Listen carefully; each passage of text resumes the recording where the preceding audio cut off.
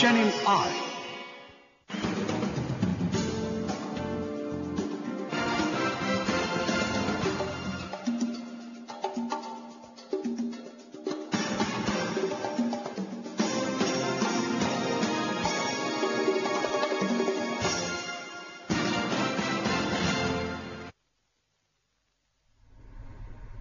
প্রিয় দর্শক, যুগান্তর সংবাদপত্রে বাংলাদেশে আপনাদের স্বাগত জানাচ্ছি।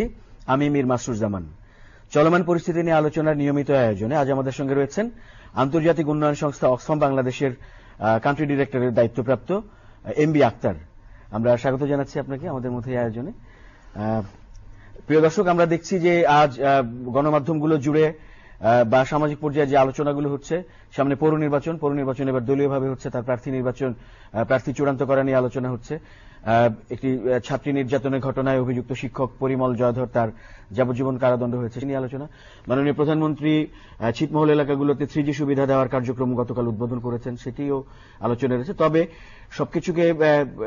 সবকিছুর মধ্যেও একটি বড় আয়োজনের কথা আমরা জেনেছি গত কদিন ধরে।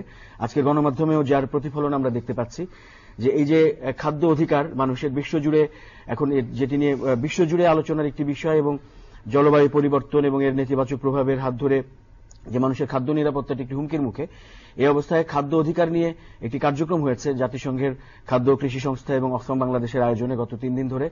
এবং তার ফলে আমরা দেখেছি সেখান থেকে একটি বড় সুপারিশ উঠে এসেছে।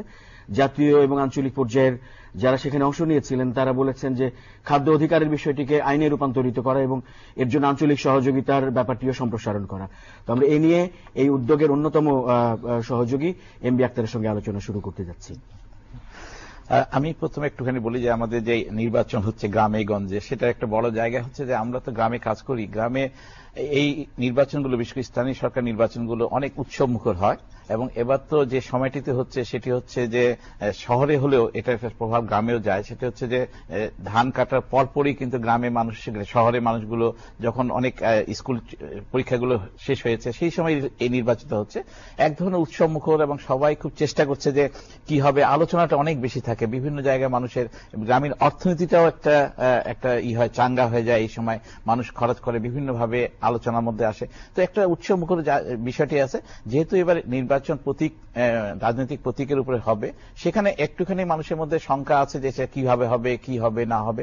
আশা করি যে সরকার এবং যে সংগঠনগুলো, এখানে রাজনৈতিক সংগঠনগুলো অংশগ্রহণ করবে, তারা শুভবুদ্ধির পরিচয় দিবে যেন মানুষ এটা আনন্দমুখরী ভাবে নিতে পারে। আমার কাছে তাই মনে হয়। এবং এবারে যে দলীয়ভাবে প্রার্থী চূড়ান্ত করা হচ্ছে এবং মেয়ররা দলীয় প্রতীক নিয়ে নির্বাচন করবেন। হ্যাঁ, এই মেয়ররা দলীয় প্রতীক নিয়ে, দলের মধ্যেও এক ধরনের যদি গণতন্ত্র থাকে এবং বেশিরভাগ সদস্যরা যাকে নমিনেট করবে বা মনোনয়ন দিতে চায় সেরকম যদি প্রতিফলন হয়, তাহলে কিন্তু তার প্রতিফলনটা জনগণের মধ্যে খুব ভালোভাবে যায়। আবার অনেক সময় দলের মধ্যে সেই রকম যদি গণতান্ত্রিক চর্চাটা কম থাকে, তখন কিন্তু চাপিয়ে দেওয়া, অনেক সময় দেখা যায় যে চাপিয়ে দিলে এক ধরনের বিস্ফোরণ হয়, এক ধরনের আন্দোলন তৈরি হয়, যেটা আবার অনেক সময় সহিংসতার রূপ নেয়। আমরা চাই না যে সেই ধরনের কোনো ঘটনা ঘটুক। দলগুলো যেন গণতান্ত্রিক চর্চার মাধ্যমে এই নির্বাচন, মনোনয়নটা নির্ধারণ করতে পারে, সেটা আমরা সবসময় আশা করি জনগণ হিসেবে, নাগরিক হিসেবে। এবার আমরা আমাদের ওই প্রসঙ্গটি নিয়ে কথা বলি যে খাদ্য অধিকারের বিষয়টিকে আইনে রূপান্তরিত করার ব্যাপারে কাজ হচ্ছে। আচ্ছা, এইখানে আমরা যে কারণে বলছি যে আইন করতে হবে, সেটা হচ্ছে প্রথমে আসলে আমাদের যদি সংবিধান দেখি, সংবিধানের 15 নম্বর আর্টিকেলে স্পষ্ট বলা হচ্ছে খাদ্য জনগণের একটি অধিকার, এবং এই অধিকারকে যদি আমি মানুষের মধ্যে নিশ্চিত করতে চাই, তাহলে এটা আইনে পরিণত হওয়া দরকার। আমাদের 2006 সালে একটি নীতিমালা হয়েছে, খাদ্য নীতিমালা। খাদ্য নীতিমালার মধ্যে কয়েকটি জিনিস খুব স্পষ্ট আকারে প্রতিফলিত হয়েছে। একটি হচ্ছে যে মানুষের কাছে খাদ্যটা পৌঁছে দেওয়ার ব্যবস্থা করা, এবং সেটা হচ্ছে সেফ ফুড এবং অ্যাভেলেবল ফুড, যেটা মানুষের চাহিদা অনুযায়ী খাদ্য সরবরাহ নিশ্চিত করা থাকে। মানুষ যেন খাদ্য কিনতে পারে, সেই জন্য মানুষের ক্রয় ক্ষমতাটা বাড়াতে হবে। আরেকটা বড় বিষয় ছিল এখানে যে আমাদের যে কি বলে নিউট্রিশনটা অনেক বেশি করতে হবে। কয়েকটা আমি যদি স্ট্যাটিস্টিক্স দেই, পরিসংখ্যান দিই, তাহলে আপনারা বুঝতে পারবো যে 1965 সালে বাংলা বা এই ভূখণ্ডের মধ্যে প্রতি স্কয়ার কিলোমিটারে জনসংখ্যা ছিল মাত্র 390 জনের মতো। সেই জায়গায় আজকে 2015 সালে প্রতি স্কয়ার কিলোমিটার জনসংখ্যা হচ্ছে প্রায় 1000-এর উপরে। তার মানে হচ্ছে মানুষের জনসংখ্যা কিন্তু 3 গুণ বেড়েছে। সেই এবং পাশাপাশি যদি দেখি যে আজ থেকে 1971 সালে আমাদের জনসংখ্যা বৃদ্ধির হার ছিল 3%, সেখানে কিন্তু এটা কমেছে, এখন 1.8%। কিন্তু পাশাপাশি আমাদের মনে রাখতে হবে, যেহেতু জনসংখ্যা বেড়েছে, প্রতি বছরই আমাদের কিন্তু প্রায় 18 লক্ষ নতুন মানুষ যোগ হচ্ছে আমাদের সাথে। তো এই নতুন মুখগুলো যখন যোগ হচ্ছে, তাদের কিন্তু খাদ্যটা আমাদের নিশ্চিত করতেই হবে। এবং আজকে আমরা খুব ভালো অবস্থায় আছি যে খাদ্য উৎপাদনে কিন্তু 70 সালে যেখানে আমরা 1,10,00,000 মেট্রিক টন উৎপাদন করতাম, সেখানে এখন 3,30,00,000 মেট্রিক টন উৎপাদন করি। কিন্তু যেটা সমস্যা হচ্ছে যে মানুষের চাহিদা যদি আজকে এরকম আছে, কিন্তু আজ থেকে 10 বছর পর বা 20 বছর পর 2050 সালে 2040 সালে আমরা হয়তো থাকবো না, কিন্তু আমাদের পরবর্তী জেনারেশন কিভাবে এই হুমকিটা মোকাবেলা করবে? কারণ হচ্ছে আমাদের জমি কমছে, আরবানাইজ হচ্ছে, শহর হচ্ছে, মানুষ বাড়তেছে, ঘর বাড়ি হচ্ছে। পাশাপাশি আমাদের যে এই বাংলাদেশ কিন্তু ক্লাইমেট চেঞ্জ, জলবায়ু পরিবর্তনে অন্যতম প্রভাবিত একটি দেশ, যেখানে প্রতি বছরই আমরা কোনো না কোনোভাবে একটা দুর্যোগ দেখি। আমরা খরা আমাদের জন্য আসে, অতিরিক্ত বন্যা আমাদের জন্য আসে, এগুলোতে কিন্তু ফসল হানি হচ্ছে, জমির ক্ষতি হচ্ছে। এগুলো কাটিয়ে আমরা 2040 সালে আমাদের চাহিদা অনুযায়ী খাদ্য উৎপাদন করতে পারবো কি পারবো না, সেটা কিন্তু নিশ্চিত না আমরা। তো সেই কারণে আমরা যেটা বলার চেষ্টা করেছি যে খাদ্যটাকে যদি আইনে রূপান্তরিত করা হয়, তাহলে কিন্তু সরকার এই জায়গাটা একটা দায়িত্বের মধ্যে, অনেক বেশি দায়িত্বের মধ্যে পড়বে। এর দৃষ্টান্ত কি আছে কোথাও যে খাদ্য অধিকার? আমরা যেরকম নেপালে এখন নতুন সংবিধান হয়েছে, নেপালের সংবিধানের মধ্যে কিন্তু খাদ্য অধিকারটাকে করা হয়েছে। সেটা আমাদের এই অঞ্চলে সার্কভুক্ত দেশগুলোর মধ্যে তারা কিন্তু সবচেয়ে অগ্রগামী। ভারতে এই আইনটা তৈরি হয়েছে, এবং যে কারণে ভারতে এখন জনগণ যেহেতু আইনে পরিণত হয়েছে, জনগণ, সরকার এবং সিভিল সোসাইটি, পলিসি মেকার্স যারা আছে, তারা কিন্তু একটা দায়বদ্ধতার মধ্যে আসছেন এবং এই দায়বদ্ধতা পূরণ করার জন্য মানে সবসময় পরিকল্পনা গ্রহণ করছেন। আমরা যেরকম বাংলাদেশে 2006 সালে যে আইন পলিসিটা তৈরি হওয়ার পর আমরা একটা অ্যাকশন প্ল্যান তৈরি করেছিলাম 2008 সাল থেকে 2015 সাল পর্যন্ত। এই অ্যাকশন প্ল্যানের মধ্যে কিন্তু আমরা অনেকগুলো কাজ করেছি। আমরা বলছি না যে আমরা পিছিয়ে আছি খাদ্য, কিন্তু একটা জিনিস খেয়াল রাখতে হবে যে গ্লোবাল যে হাঙ্গার ইন্ডেক্স আছে, গ্লোবাল হাঙ্গার ইসের মধ্যে 79টা দেশকে আমরা তালিকাভুক্ত করা হয়েছে। 79টা দেশের মধ্যে আমরা কিন্তু 68 নাম্বার দেশ। তার মানে এখন কিন্তু আমাদের কিন্তু হাঙ্গার জায়গাটা একটু করতে হবে, মানে বিষয়টা ভাবতে হবে যে মানুষ কিন্তু খিদা নাই, কিন্তু নিউট্রিশনটা কম হচ্ছে, নিউট্রিশনটা পূরণ করতে পারছে না। এবং আরেকটা জিনিস আমি যদি বলি যে যেটা আমাদের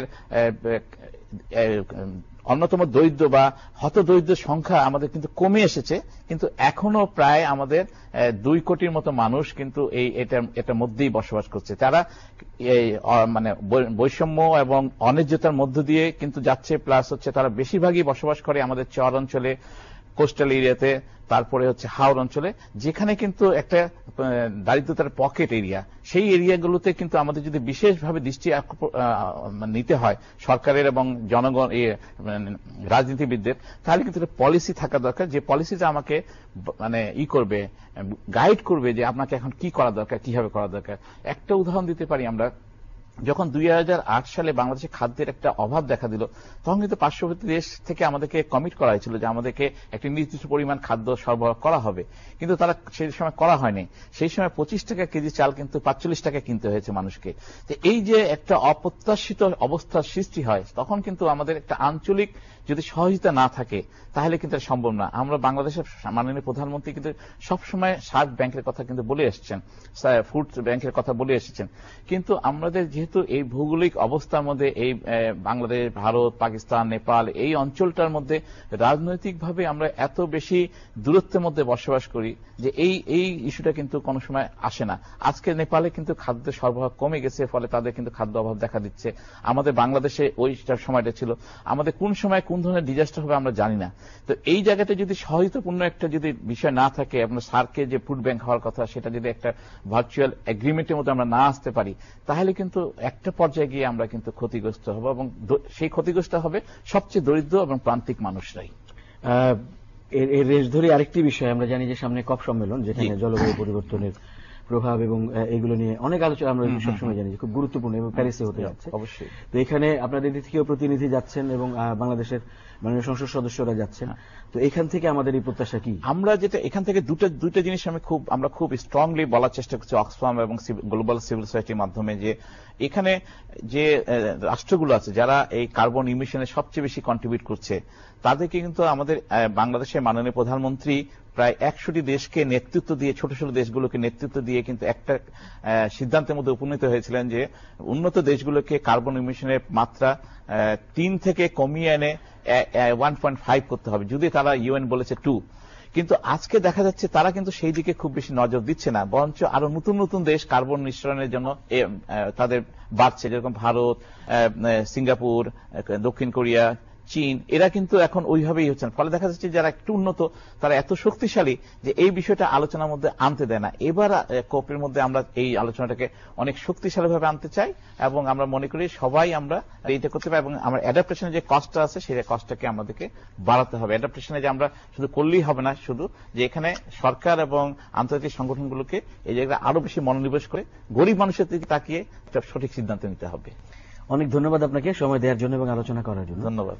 প্রিয় দর্শক, সবাইকে ধন্যবাদ আমাদের সঙ্গে থাকার জন্য। ভালো থাকবেন সবাই, চ্যানেলের সঙ্গে থাকবেন। নিয়মিত আয়োজনের সামনের দিনগুলোতে আবারও দেখা হবে।